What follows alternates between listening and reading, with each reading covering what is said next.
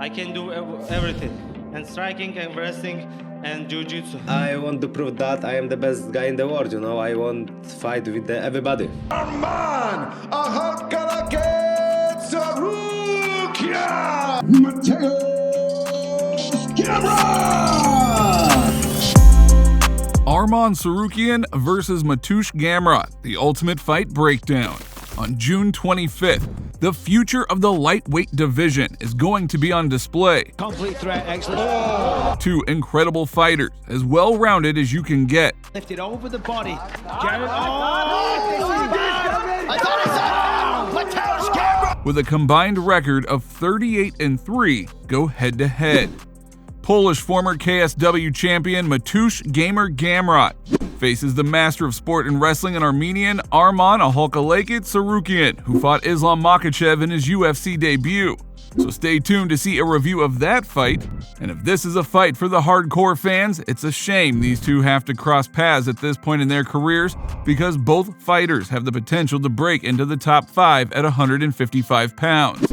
This is definitely a matchup to look forward to, so without further ado, we here at Athlete Central are here to tell you everything you need to know about it in this Ultimate Fight Breakdown. Recent fights. Let's start off with the 20-1 Mateusz Gamrot, who came into the UFC after spending the majority of his career at KSW.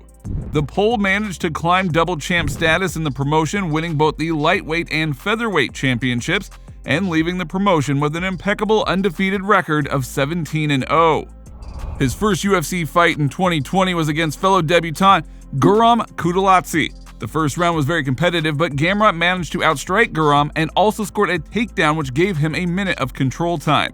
The second round was Guram's as he managed to hurt Gamrot, scoring a knockdown. The third was definitely Gamrot's as he landed 3 takedowns and landed almost double the amount of strikes that Guram did. Gamrot lost a split decision in a fight when even Guram admitted he lost. I'm a honest man, you know, and me and this guy worked hard. But when the result, it was not my fight. The guy did how many takedowns? I'm sorry to say that. Most fans scored the fight for Gamrot, but the pundits leaned more towards the Georgian Kudaltsi. Gamrot faced Scott Holtzman in his next fight, and it was an utter domination. Gamer knocked Holtzman out at the start of the second round in a very impressive performance. Even before then, he was battering the American, scoring 2 takedowns and outstriking him at a 4-to-1 ratio. He showed the hype around him wasn't in vain and got a big fight against UFC vet Jeremy Stephens next. People believe that this would be a good indicator of Gamrot's ability because of Jeremy's gatekeeper status. Mateusz made easy work of Stephens as the fight lasted merely over a minute. Little Heathen was taken down and Gamrot secured a masterful Kimura to end the fight in dominant fashion.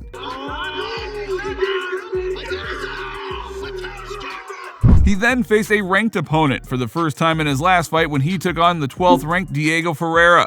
Gamrot was winning the grappling exchanges, but Ferreira was landing more strikes. In the second round, Gamrot managed to press Ferreira up against the fence and land vicious knees to the body, with the Brazilian unable to escape. Mateusz kept pummeling him with knees to the point of Diego waving to the referee to signify that he couldn't take any more punishment. Moving on to Tsarukyan, who was a 13-1 prospect in Russia when he got the call to fight hot talent Islam Makhachev on short notice. Arman accepted the fight, which went on to become one of the best showcases for grappling in the history of the UFC. Both fighters have a background in sambo and wrestling, so it was a very compelling battle. The first 2 rounds were really competitive, and Arman managed to become the first fighter to take Makhachev down, and he had almost 2 minutes of control time. Makhachev was a superior grappler though, and he managed to land 4 takedowns throughout the fight, amassing a total control time of over 6 minutes, winning a unanimous decision. The grappling transitions in this fight were exceptional, and if you are a fan of the ground game, you should definitely go watch that fight. Arman then faced Olivier Aubin-Mercier in what was probably his most underwhelming performance in the UFC. The fight was quite boring, but the Armenian managed to secure the first and third rounds convincingly, despite being lackluster in the second. Tsarukyan quickly erased this fight from everyone's memory following his bout with BJJ wizard Davi Ramos. Arman himself says that this was his favorite fight, and for good reason. He displayed brilliant striking and grappling, outclassing Ramos in almost every department and not being scared to engage with him on the ground. He was also the first person to take Ramos down to the ground, something even Makhachev could not do. Tsarukyan won the fight via unanimous decision. Arman Tsarukyan! He then faced Matt Frivola, who stepped in on short notice as a replacement for Nasrat Haqparast.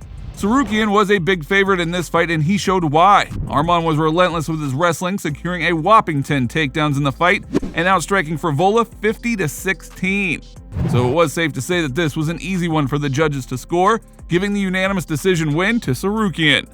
Arman's next fight was against Christos Giagos, which many claimed was a mismatch given how dominant Tsarukyan looked in his last two fights.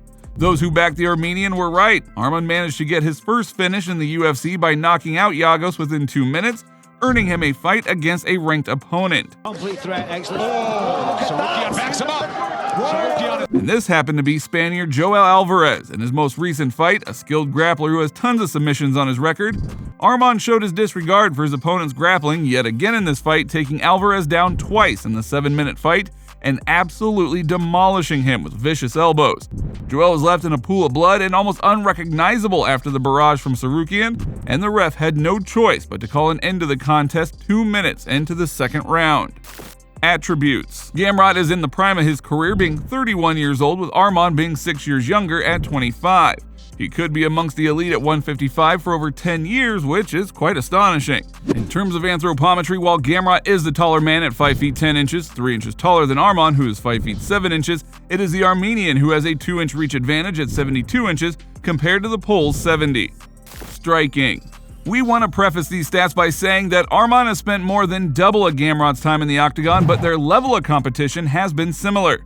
Now let's jump into it. Their stats for significant strikes landed are similar. Tsarukyan lands 3.75 significant strikes per minute compared to Gamrot's 3.79. The accuracy is almost identical, with Arman being at 48%, 1% higher than Gamer's 47%. The only area in the striking where there is a massive difference is the strikes absorbed. Mateusz absorbs 2.69 significant strikes per minute, which is almost double the 1.36 that Tsarukyan absorbs. Their defense rate is pretty similar, with Arman being at 61% compared to Gamrot's 64%. Arman's dominance in the wrestling department is the reason why he does not absorb as many strikes, while Gamrot is an exceptional grappler. Arman spends a lot more time on top, meaning his opponents have less of a chance to land a significant strike. In terms of power, the fighters are pretty equal, with both of them having 7 KOs or TKO wins and 2 each in the UFC. Grappling. Let's head into grappling, where we see a huge gap in terms of takedowns landed per 15 minutes.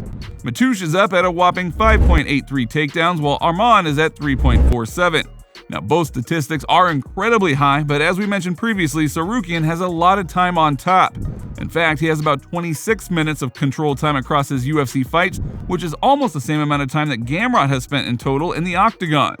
In terms of accuracy, well, the fighters are pretty close, Arman being at 37% and Gamrot at 40%. They have good takedown defense too. Arman has defended 78% of the takedowns attempted against him, while facing high-level grapplers like Ramos, Alvarez, and Makhachev. And Gamrot has defended both of the takedowns that have been attempted on him so far in the UFC. When it comes to BJJ, Arman hasn't yet attempted a submission in the UFC, while Gamrot has attempted one, the Kimura that finished Jeremy Stevens. When completing submissions outside of the UFC, just like in the knockouts, there is nothing to separate the two fighters, with both of them having 5 subs on their record. Arman's go-tos are his rear naked choke and his guillotine, while Gamrot specializes in tearing limbs apart, having 2 heel hooks, 1 key lock, and a Kimura on his record, as well as a guillotine choke. Prediction? As we see from the statistics, the matchup couldn't be any closer. The fighters are so equally matched in all departments that it makes for a very thrilling fight. And as we mentioned in the intro, the fighters are extremely well-rounded, to the point where the fight could go anywhere and both men would be comfortable. We have seen from Arman's previous fights that he isn't afraid of engaging in the grappling against high-level wrestlers or BJJ artists, and there is no reason as to why a fight with Gamrot would be any different. We expect Arman to attempt to utilize his diverse striking arsenal to set up his takedowns. Once he secures the takedown, he has shown that he can stay on top, as he has a lot of control time. One thing that he does have to worry about, though, are Gamrot's submissions, as he has a knack for going for the limbs, and he's been pretty successful in his career so far. He is always a threat whether it's on the feet or on the ground, and given his own wrestling pedigree, we wouldn't be surprised to see him try to take Arman down. Tsarukyan is less dangerous off of his back, but it would be a nightmare to try to control him in those wrestling exchanges. Another factor to consider is the fact that this is a 5-round fight. This is the first main event for both of these fighters, but Gamrot has a ton of experience in 5-round fights during his time as champion in KSW.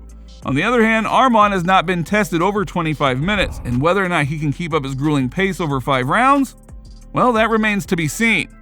Thank you guys so much for watching today's video. Who would you guys put your money on? Drop your fight predictions in the comments below, and make sure to like and subscribe to never miss an Athlete Central video. Until next time.